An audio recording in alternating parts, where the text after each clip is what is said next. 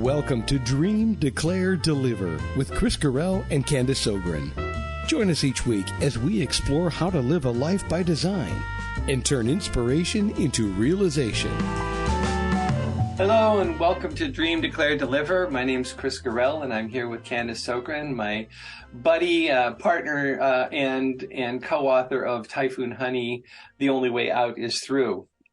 We've been talking a lot about the whole process of Dream, Declare, Deliver, and we've talked in the past sessions about dreaming.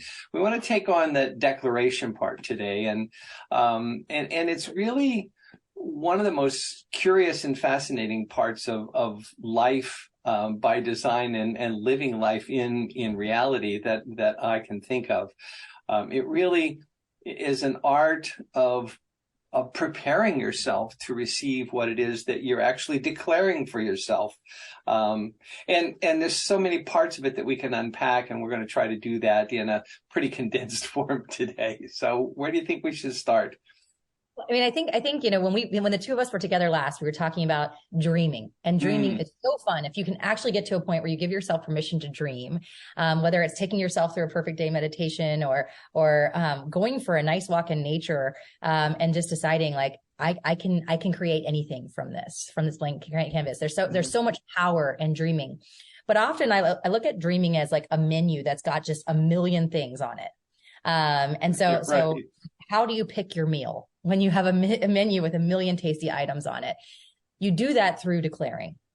Declaring is actually saying, this is what I want. Of all the menu that's available to me, all the possibilities that are out there, this is the path I want to take. This is what I want to do next. Mm-hmm. And I think, you know, the first thing I'll say is dreams by themselves are just nice ideas. You know, like you can have lots of dreams. I was just with some friends this morning who they do nothing but dream. They're dreamers, and I love them. I love them dearly, but they still don't have enough money to pay their mortgage.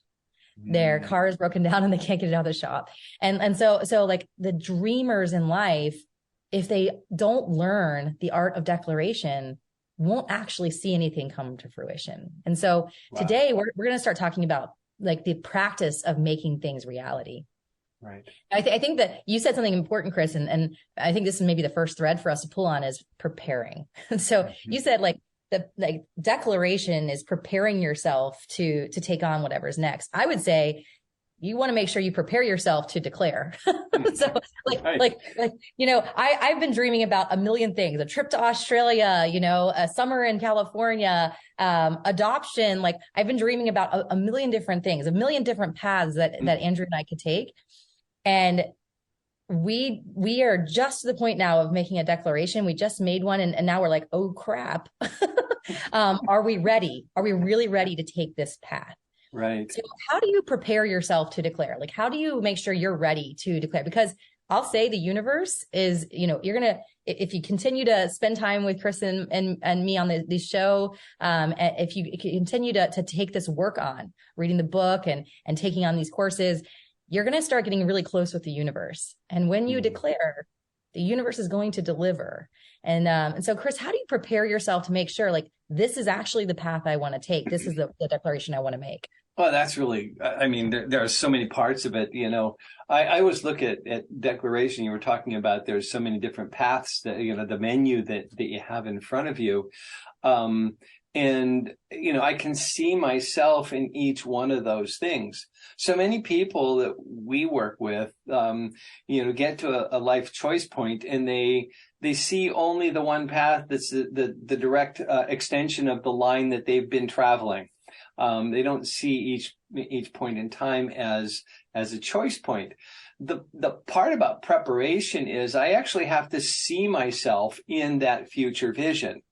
You know, and you know, for me, it's like trying on a suit coat. You know, go to the store. I know I'm a 44 long, but, you know, some aren't cut right because I have a very athletic cut, you know, and so they're too square, and some are too tight because they're too athletic, and I still have a little bit of an old man tummy.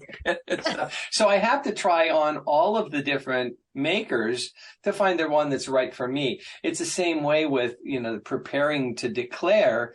I actually have to try on some of those futures. like really mentally try them on and say, can I see myself doing that? Like you and Andrew talking about adoption, it's a neat concept. It's a loving concept. It's a wonderful thing to talk about. But, then you sit down and you hold hands and you go like, oh my gosh, can we actually see ourselves with, another child and another one after that or whatever? Can we see something like that?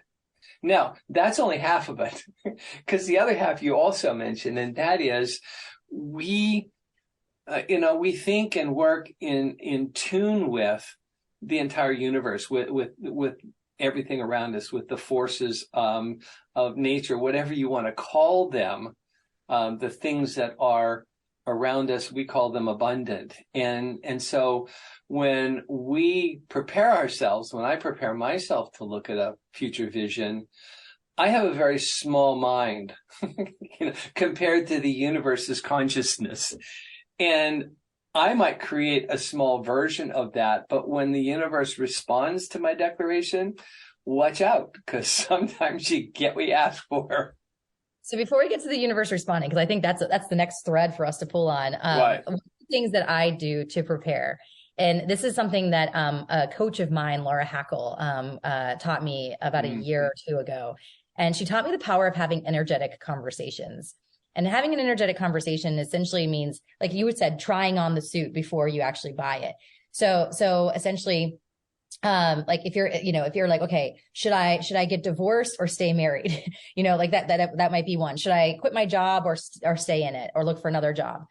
Should we move to another town? Like, if you're thinking about different paths that you can take, having an energetic conversation. So like literally she said, pick up the phone and hold your hand to your ear and say, okay, I'm going to have a conversation with the person who I'm going to do this with. So like with Andrew. So Andrew, we're going to move to California. And you talk through all the things that you think will come up in that conversation, all of his objections, all of the fears that come up for me. You have the whole conversation, then you say click.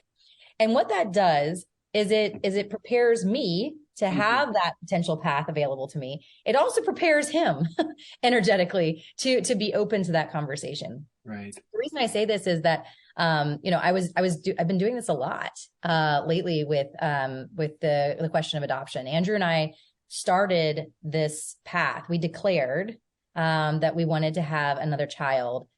We actually had a second child that only survived for 4 days. And we were like, this is something we really want for our family. So much so that we went down the path of adoption. We found an agency. We went through a whole home study. Like we were approved in September. And it was that moment that we were like, okay, like that whole thing was like an energetic conversation. It was like practicing for like, okay, is this something we really want? And every time the social worker would say, is this something you still want? Are you ready? You still want? Right. Is this something you still want? So it's a way to pick up the phone and like actually check in with yourself. Is this still something I want? And I would invite you to check in with yourself often as you're going through the declaration process to make sure that that's the path you want to take. Sarah and I did a very similar sort of thing when we first got married. We, hadn't really talked about children. We were both grown adults. I had been married before and had two daughters. And so we were just toying with, well, should we have kids or not? And so what we decided to do was tell everybody we're thinking of having a child. And for a month, just wear that suit, for a month, just go around and be in the conversation with everybody as if we were going to have a child. The funny thing is we decided at the end of the month, nah, we don't, I got my 2 kids, we're both professionals, we're fine.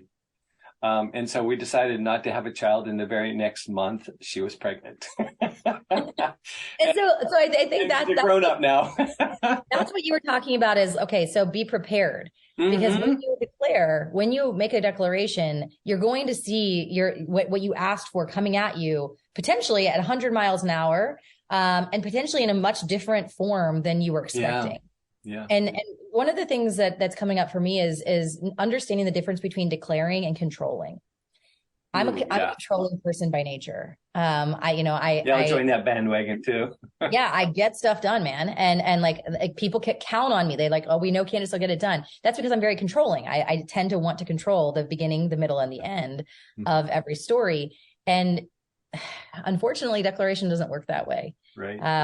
And you can declare, and then you gotta hold on tight, because it's not going to look the way that you want it to look necessarily. Now, it will be exactly what you asked for, but it may not look the way you wanted it to look. Yeah, and I think that's the part we get to let go of, is not so much, well, it might be the control issue, but it's the conceptualization. The way I think of it is I'm just a small, peanut. I'm just like I have a mental capacity as a human being. The universe has a much greater capacity. And so its ability to, if I can anthropomorphize the universe or God or whatever we want to call it, but that force has the ability to provide in ways that I never even conceptualized. But it's the providing kind of the answer to my declaration, the corresponding part of my declaration.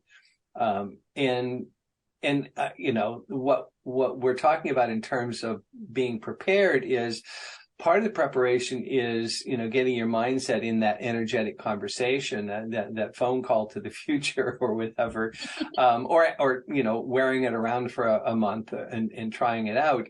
But part of it is be prepared also to let go of how I think it should be.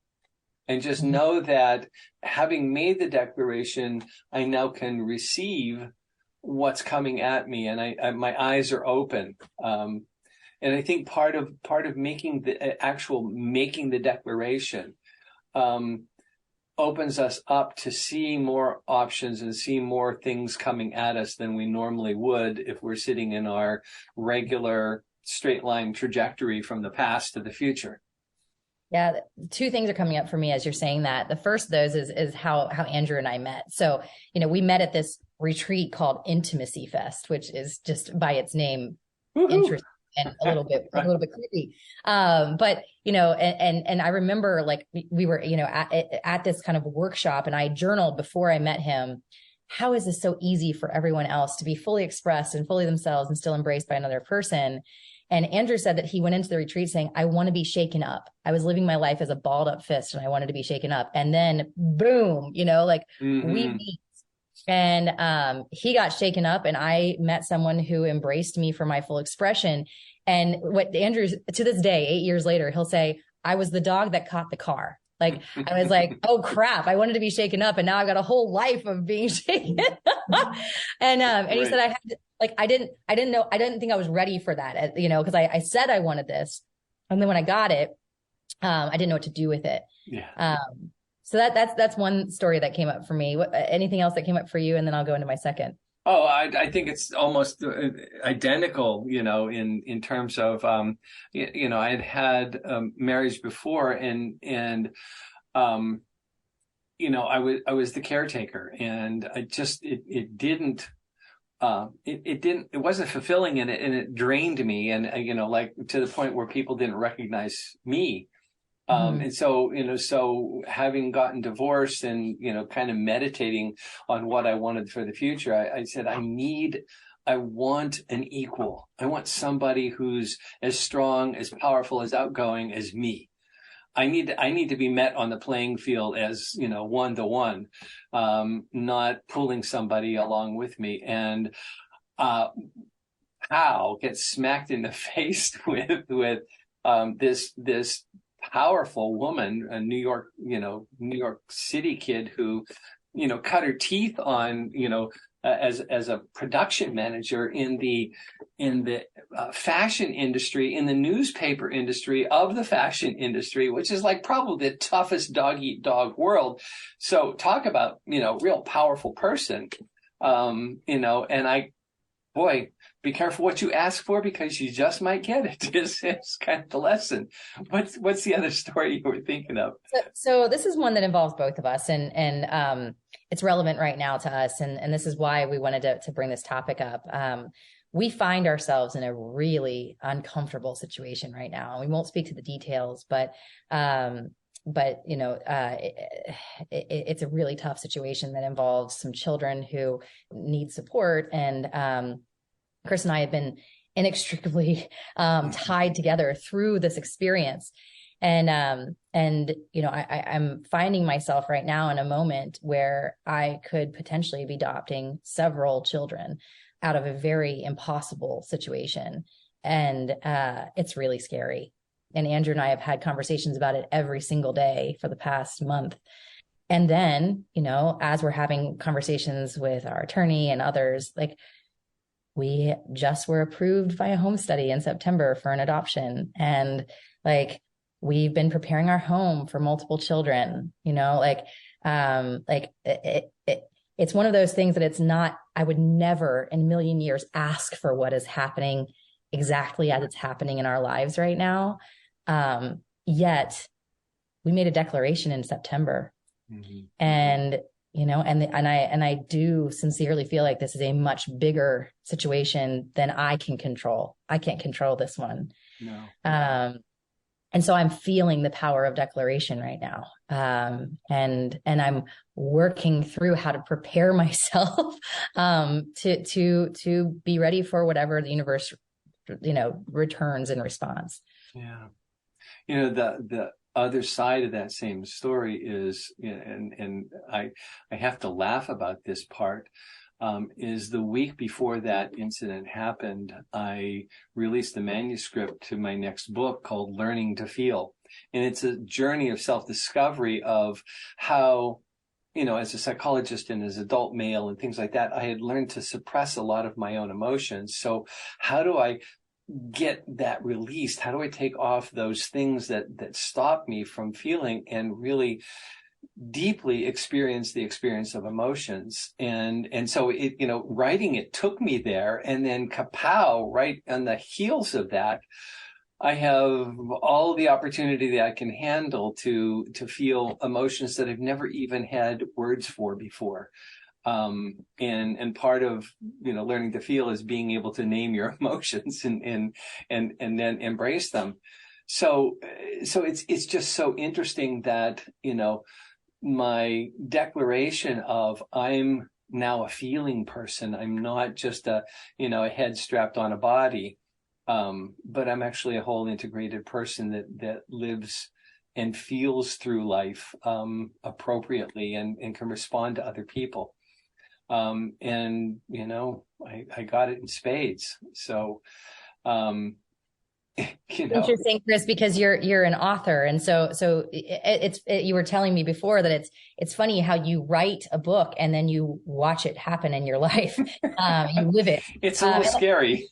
Well, and having written a book with you now, like, I remember as we were writing it, we were living it. As we were writing it, we were in the middle of COVID. You were fighting cancer. I had a death of a child. Like, all of this was happening while we were writing the book. Yeah. And so the power of the only way out is through.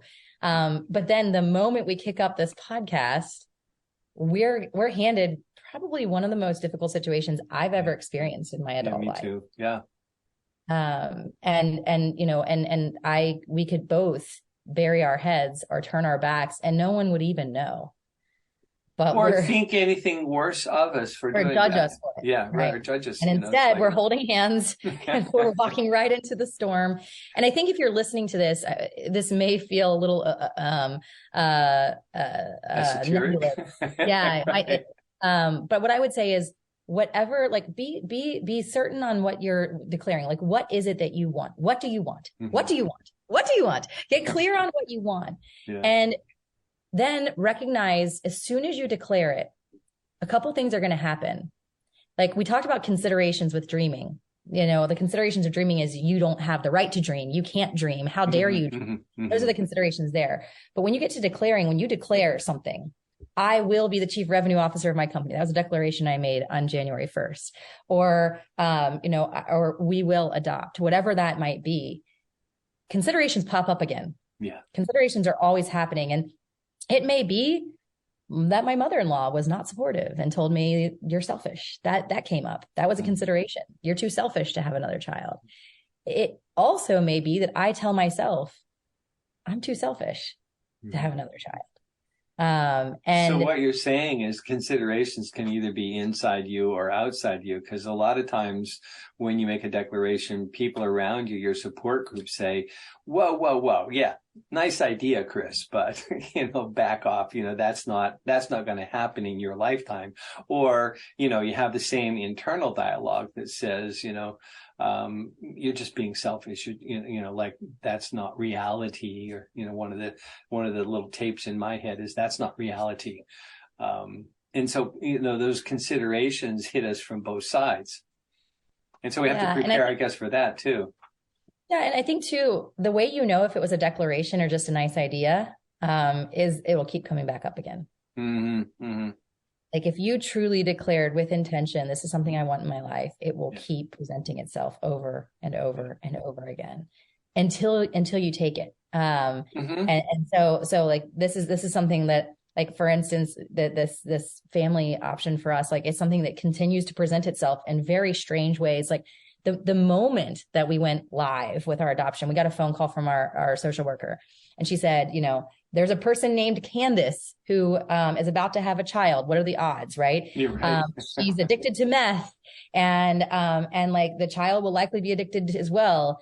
And Andrew and I said, "Oh God, like what do we do?" And we were faced with it immediately, like as soon as we declared.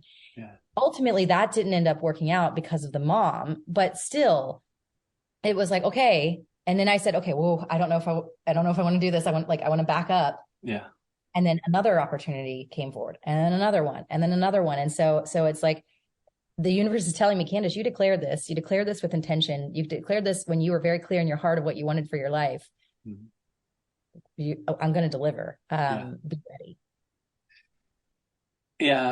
And what's occurring to me as we're having this conversation is it may sound, as you're listening to us, it may sound pretty extravagant and heavy duty. And it's not always that way. Sometimes, you declare something and a trophy is handed to you on a silver platter. And it can be just as delightful as it is, as it can be scary in terms of the intensity or the magnitude of the response that shows up in front of you or keeps presenting itself to you, and it's almost like, universe or the powers that be, will keep presenting it in different ways until you accept what you said you're going to do and what you declared. There was, I know I've mentioned Malcolm Gladwell a few times, but like, he talks about stacking, and stacking is essentially like you create a lesson for yourself over and over and over again until you learn it. Until you learn it. Right. Yeah.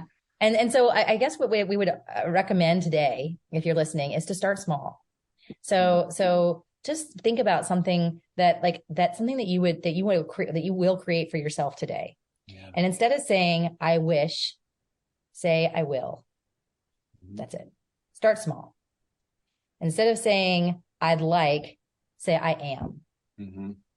And it's a small change in vocabulary shifts it from being outside of your control and a nice idea to a declaration and something that you're committed to.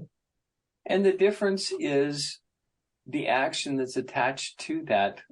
When you say I want or I wish, it's external. It's still out there. It's not part of me.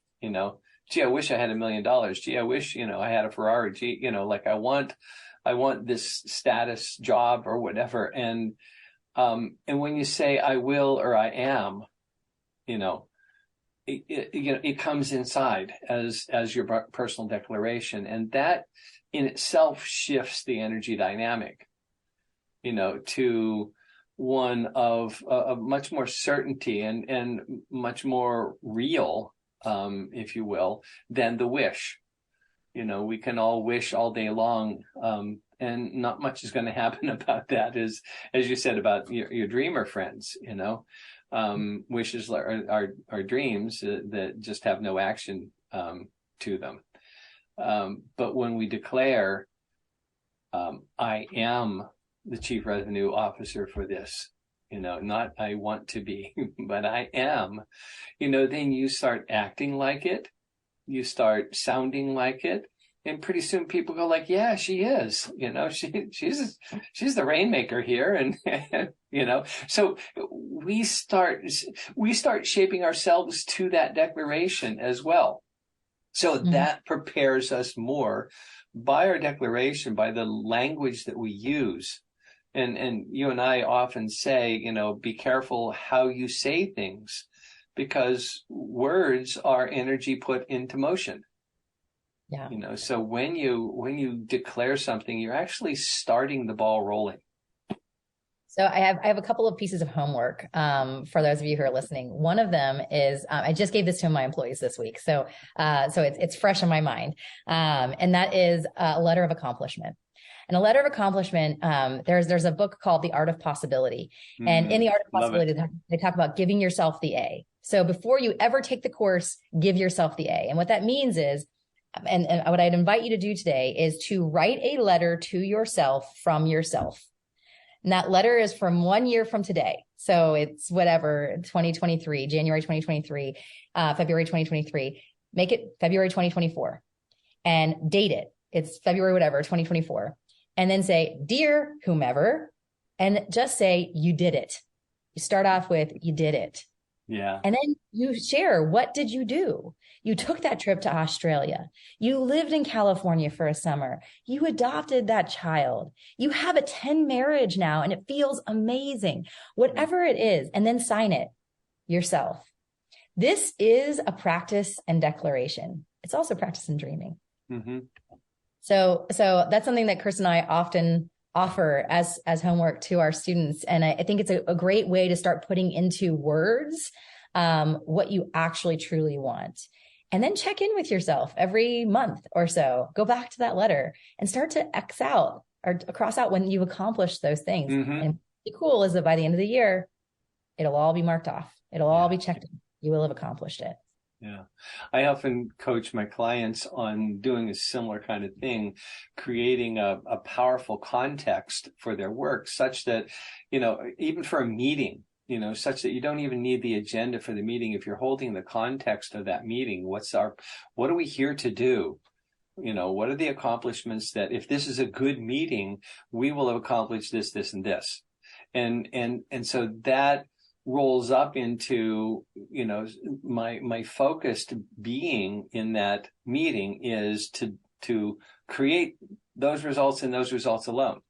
And that gives me a sense of a context for it. And what I love doing with the exec is going through that process with them. And then the next call we have, I said, pull out the sheet that you said what, your desired results were. And did you get that? Did you get that? And literally they go down the list and say, oh my God, I did every one of those things without an agenda because I stayed on purpose. I stayed on context. So, writing the letter of accomplishment, is the same sort of thing. It's shaping your vision, shaping your context for the future and allowing yourself to just start walking down that path. It's like, my dad and my grandfather were both carpenters and what a chalk line is, it's a thing, a piece of cord that's in a box that's full of ground up chalk. And so you put it across the board and then you snap it and it makes a straight line. And so you can cut along the straight line and you never, it doesn't look all wobbly and everything. Having a context, having a letter of accomplishment, having a declaration is snapping the line down the center of the board. And it makes it so much easier to follow the path. Mm-hmm. And if you today are saying, okay, Candace, I'm not ready to do that yet. I'm still taking baby steps here. Where I'd close is with this. Start off with who you are. So what are the values that hold you steady every day?